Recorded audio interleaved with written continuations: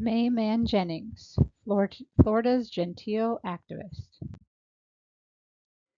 May Austin Elizabeth Mann Jennings was one of Florida's most powerful and influential women.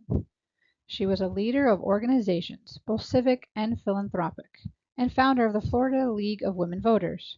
Her father was a state senator, and later, when he ran for and was elected state representative, she worked as his assistant.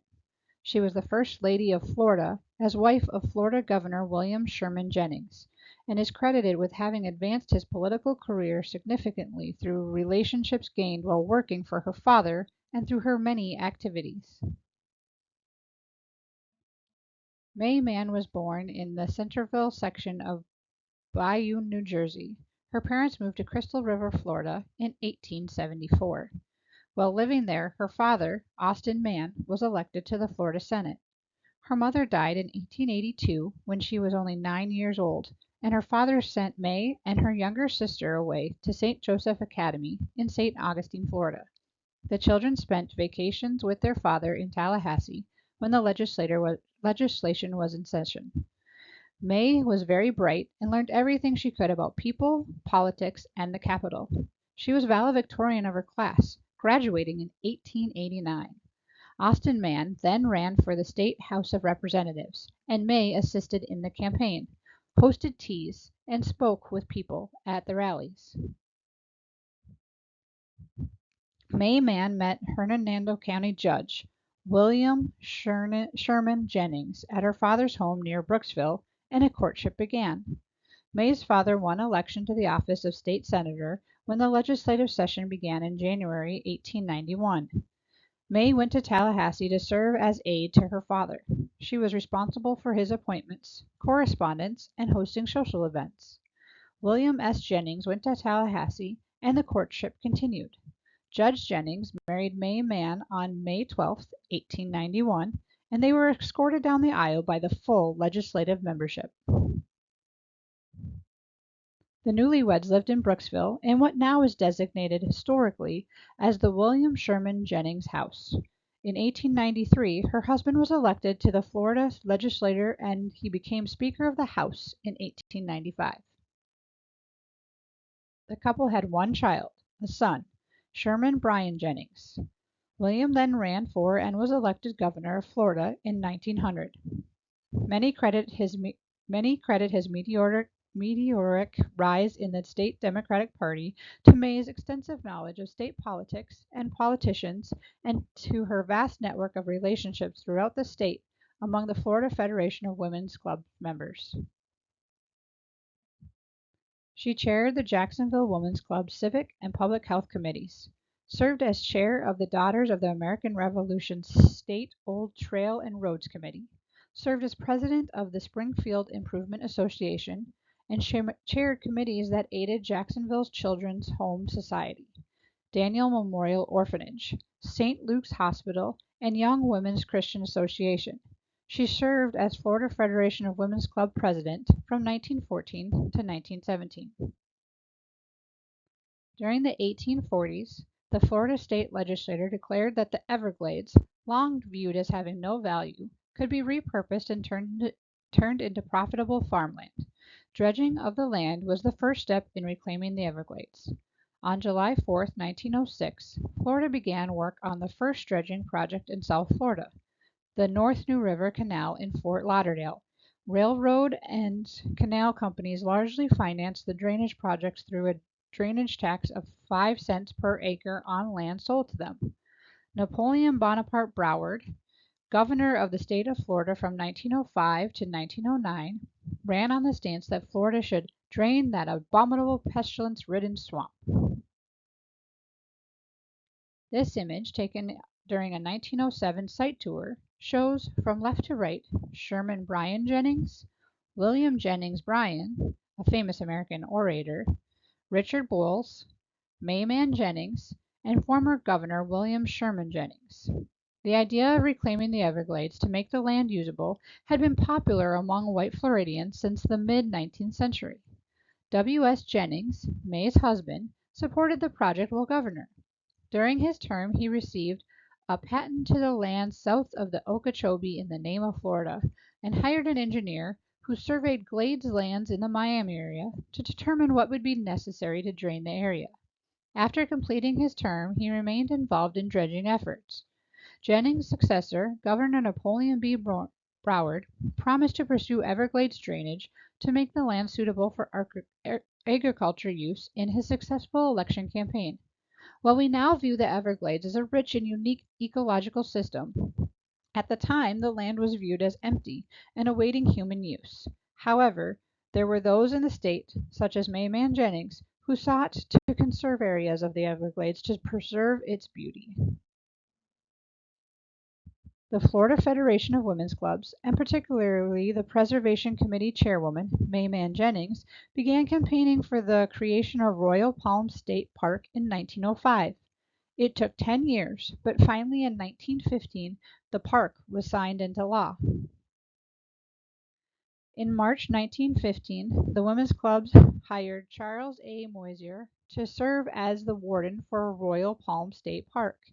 He lived in this tent with his wife and 2 children until the completion of the lodge in August 1917. At the official dedication ceremony on November 23, 1916, May Jennings committed Royal Palm State Park to the people of Florida and their children forever. The creation of a state park in South Florida made people more aware that the Everglades was special and should be protected. And it was women who accomplished this before they even won the right to vote in the United States. Samuel A. Belcher, chairman of the Dade County Commission, dedicated the Ingram Highway at the ceremony for Royal Palm State Park. Seated left to right are May Mann Jennings, president of Florida Federation of Women's Clubs, and Mary K. Sherman of the General Federation of Women's Clubs. After the dedication ceremony, members of the Longview and Homestead Women's Club served a picnic lunch to about 600 attendees. The menu included turkey, beans, salad, coffee, and donuts. The Paradise Key area is a hammock of grouping of trees that form an ecological island in their shade. This particular hammock was notable for having almost 1,000 royal palms, tall and majestic trees native to the state that towered 100 feet or more in height. It was the presence of the palm trees that led to the name of the park. Jennings used her ties in Tallahassee and network of politicized women to lobby the state to purchase and allow them to maintain the land. Achieving the creation of the park became a legislative priority for the Florida Federation of Women's Clubs during the 1915 legislative session, and they were ultimately successful. The land was ceded to them by the state, making them the custodians of the first state park in Florida. Receiving custodianship of Royal Palm State Park necessitated that the Florida Federation of Women's Clubs secure funding for maintenance of the area, including hiring a custodian for the grounds. One early plan to raise money included sending out foot-long strips with slots for coins to women's clubs throughout the state with the intention of raising a mile of dimes for park upkeep. In a letter printed in the January 2, 1916 edition of the Pensacola Journal, Jennings estimated the mile of dimes would provide over $6,000 for the endowment fund. Beyond fundraising efforts targeted the general public, the Florida Federation of Women's Clubs were also assisted by the county commissions of Dade County, and in 1921, the legislature not only expanded the park by 2,000 acres, but also granted the Florida Federation of Women's Club $2,500 in funding for the park annually. Pooley argues that the legislature's support of Royal Palm State Park signified that the state's rising participation in a park movement that was sweeping the nation and redefining conservation to include preservation of landscapes.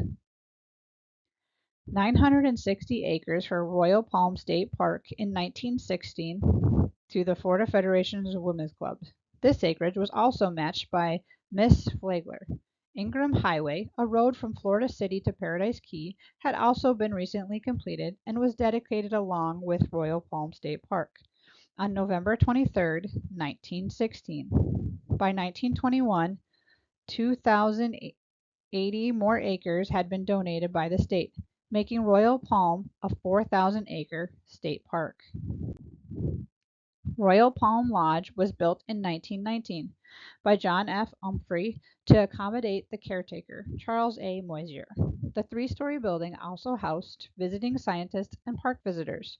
The lodge offered meals, in addition to a respite from the mosquitoes in Royal Palm.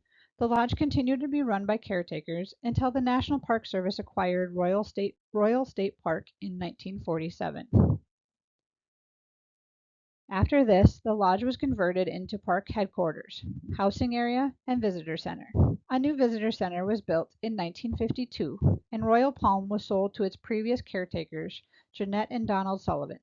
The lodge was then sold to Donald's brother Jack, who relocated it to Homestead. Royal Palm Lodge, renamed Jack's Hotel and Motel, was lost in Hurricane Andrew in 1992. On December 6, 1947, President Harry S. Truman dedicated Everglades National Park, saying, "Here is land, tranquil in its quiet beauty, serving not as the source of water, but as the last receiver of it. To its natural abundance we owe the spectacular plant and animal life that distinguishes this place from all others in our country." May Jennings was an organizer of Duval County Federation of Women's Clubs and was president of the Florida Federation of Women's Clubs. She used that influential network of motivated women to fight for issues including environmental conservation, child welfare, women's suffrage, the State Library of Florida in Tallahassee, reservations for the Seminoles, the establishment of compulsory education, stock fence laws, and preservation of state parks. Club women across the state worked in campaign drives, lobbied legislators, and appealed to other organizations for assistance. On March 31, 1921, May Jennings co-founded the Florida State League of Women Voters. She campaigned and spoke for prohibition, better treatment of children, for the rights of prisoners, education reforms and funding, improvements in public welfare, historic preservation, conservation, and highway beautification. In 1929, Stetson University awarded May Jennings an honorary Doctor of Laws for her tireless civic and political work for a dozen worthy causes. She was named by the Lakeland Ledger as one of the most important Floridians of the 20th century. May Jennings was known as the Mother of Florida Forestry for her part in promoting and securing the legislative act that created the Florida State Board of Forestry, known today as the Division of Forestry. May Mann Jennings, was designated a Great Floridian by the Florida Department of State in the Great Floridians 2000 program. A plaque attesting to the honor is located at the Jennings House in Brooksville. In 2008, she was also honored as a Great Floridian in the revived program. May Mann Jennings Park, a 33-acre City of Jacksonville-owned park located in the northern part of the city, is named in her honor. It opened in 1940. May Mann Jennings Hall at the University of Florida was named in her honor in 1962. May Mann Jennings died on April 24, 1963, one day before her 91st birthday. She was buried in Evergreen Cemetery in Jacksonville. The Florida legislature issued a resolution expressing deep sympathy and regret over her passing, writing in part that Florida's public welfare was advanced more by May Mann Jennings than by any other woman in this century. Join us January 15th, 2025 at 5:30 p.m. in Tallahassee for the induction of May Mann Jennings into the Florida Women's Hall of Fame.